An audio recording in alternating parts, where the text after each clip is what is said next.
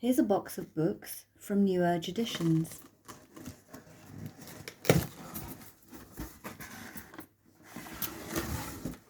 Here are 2 copies of Jean Fouque by Louis Aragon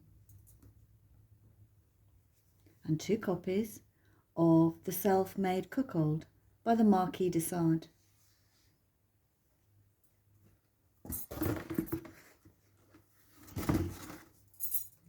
Here is another of de Sade's work, Retaliation, a proto-feminist tale about a wife's revenge on her unfaithful husband. Finally, here are 2 copies of Charles Baudelaire's selected erotic poems, which include the 6 poems banned until 1949.